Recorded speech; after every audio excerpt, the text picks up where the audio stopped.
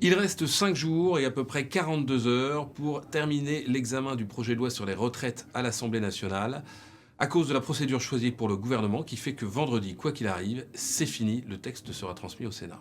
Le texte comporte 20 articles, nous n'en sommes aujourd'hui qu'au second, et la question qui se pose, c'est les députés auront-ils le temps d'examiner et de voter le fameux article 7, celui qui reporte l'âge légal de la retraite à 64 ans. La stratégie choisie par la NUPES, et en particulier la France Insoumise, laisse penser que non, parce qu'il reste encore 16 000 amendements à examiner cette semaine, c'est énorme, au point que Laurent Berger, le patron de la CFDT, parle des débats au Parlement comme d'un spectacle lamentable. Au début des débats, le gouvernement n'était pas forcément très à l'aise, et il se serait peut-être passé d'un débat et d'un vote sur l'article 7 parce qu'il n'était pas très sûr au fond de sa majorité ni de ses alliés.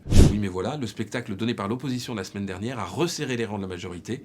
Vendredi, par exemple, l'article 1er sur la suppression des régimes spéciaux a été adopté. Du coup, le gouvernement espère que les débats vont s'accélérer pour pouvoir adopter ce fameux article 7 et se prévaloir ainsi d'une victoire pour démobiliser les opposants et les manifestants. Du côté de la NUPES, on a senti le danger et c'est précisément pour ça qu'on joue la montre.